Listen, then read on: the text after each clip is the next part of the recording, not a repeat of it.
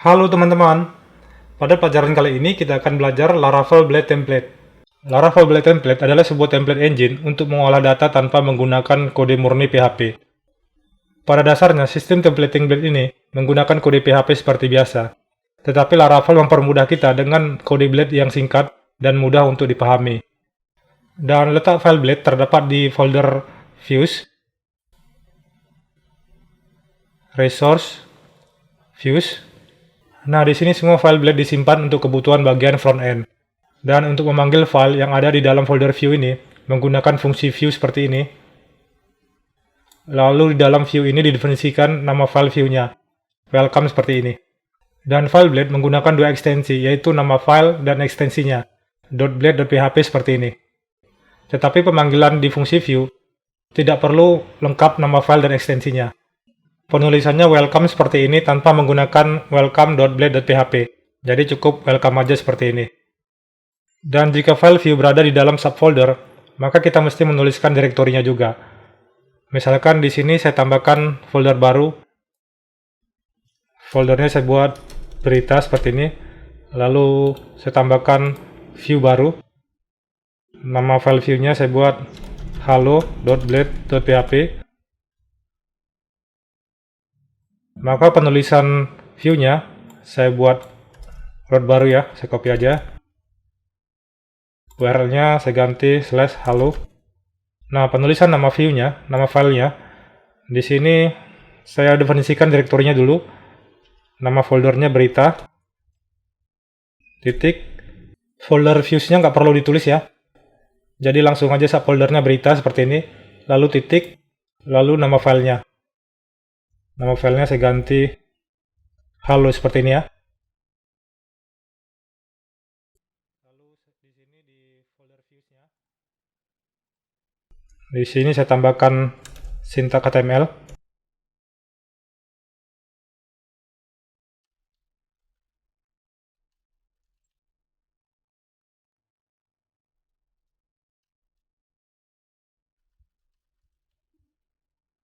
Saya save.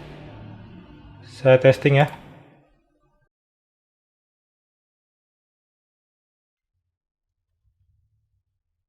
Oke.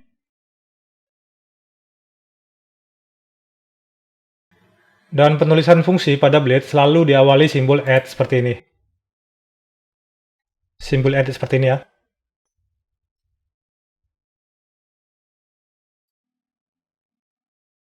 Dan pada teks editor Visual Studio Code, kita bisa lihat semua direktif Blade dengan mengetikkan huruf B disertai tanda titik 2.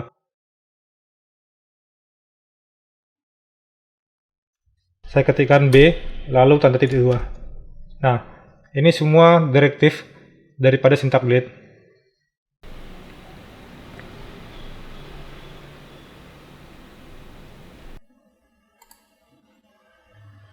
Oke, contoh pertama menampilkan data menggunakan Blade. Di sini saya tambahkan variabel name. Name-nya saya buat Krismanto. Lalu saya tampilkan datanya di sini. Dan untuk menampilkan datanya, saya gunakan tanda kurung kurawal sebanyak 2 kali ya. Sintaks Blade-nya seperti ini, kurung kurawal 2 kali. Untuk menampilkan datanya, lalu di sini nama variabelnya, name. Saya save. Lalu saya refresh. Oke. Lalu contoh berikutnya menggunakan perulangan for each. Di sini saya tambahkan variabel baru, variabel color. Saya gunakan data array sini, array. Warna merah, warna putih, warna biru, lalu warna kuning. Dan untuk menampilkan data array, menggunakan direktif for each.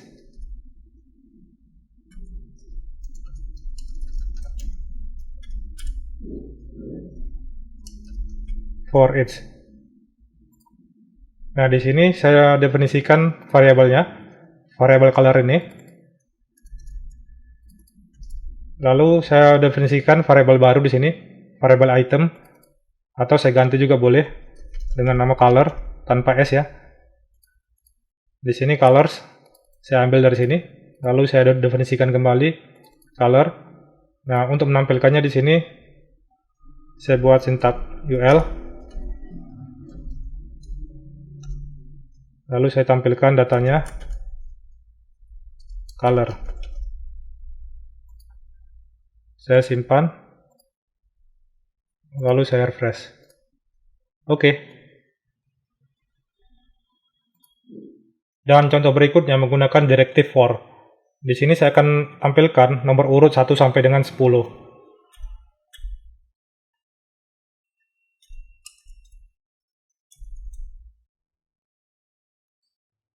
Lalu di sini saya definisikan angka yang pertama, angka awalnya di sini i sama dengan 1. Lalu jumlah angkanya lebih kecil sama dengan 10. Dan di sini i plus plus artinya melakukan penambahan ketika terjadi perulangan di sini. Dan di sini saya tampilkan angkanya.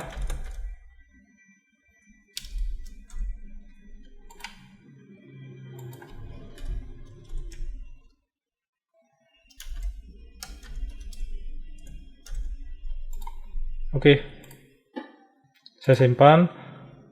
Lalu saya refresh kembali. Oke.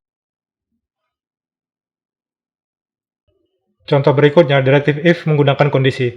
Contoh di sini menentukan jumlah warna. Jumlah warna dari color ini.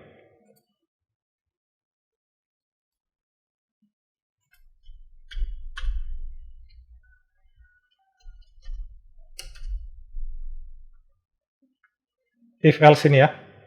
Saya pilih if else. Nah, di sini saya count, jumlah warnanya saya count, saya hitung, count, lalu colors. Lalu di sini saya buat jika sama dengan 1, jadi if jumlah warna sama dengan 1, maka saya tampilkan keterangannya jumlah warna 1. Else if jika tidak, maka saya jumlahkan lagi warnanya. If else jika warnanya lebih besar dari 1, maka saya tampilkan keterangannya jumlah warna lebih dari 1. Dan else kondisi terakhir, kondisi ketiga, jika tidak memenuhi kedua kondisi ini, kondisi pertama dan kondisi kedua, maka kondisi ketiga else tidak ada warna.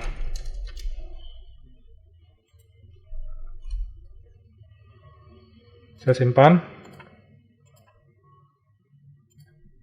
Saya refresh ya. Oke, jumlah warna lebih dari 1. Saya ganti di sini. Saya hapus ya. Saya simpan lagi. Saya refresh. Oke, jumlah warna 1 ya.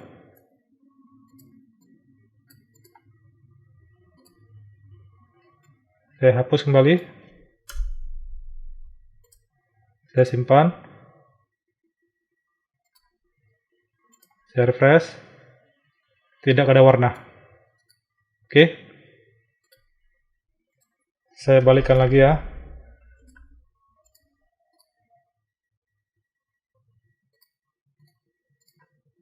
Oke. Jumlah warna lebih dari 1, oke.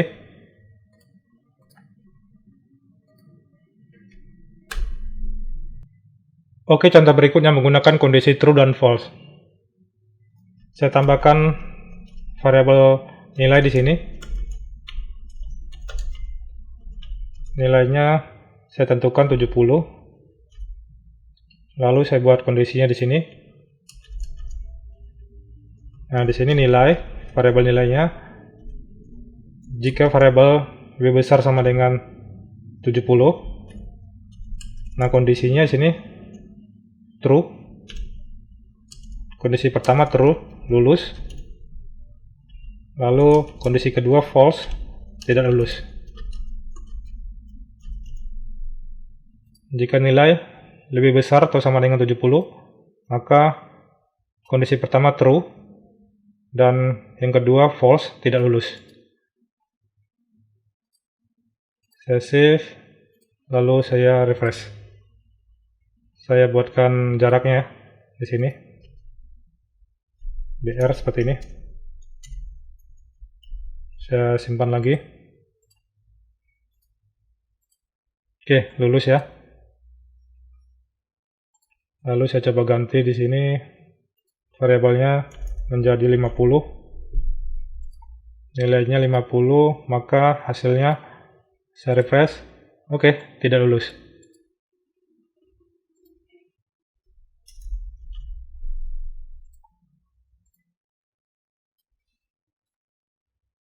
Oke. Contoh selanjutnya, Blade dapat menambahkan sebuah view ke dalam view yang lain dengan menggunakan direktif include. Di sini saya akan tambahkan view halaman header ke dalam view halo ini. Saya tambahkan halaman header di dalam folder berita. Header.blade.php.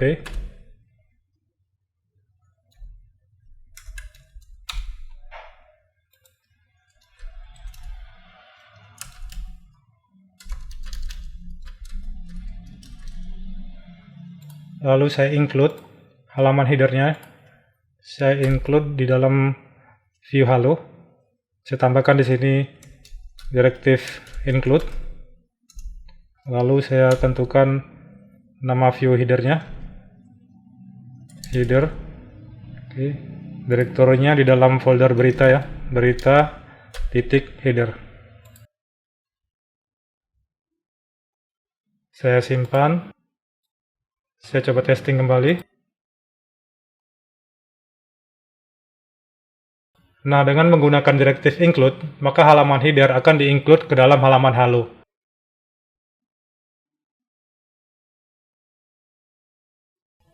Oke teman-teman, sekian pelajaran kali ini.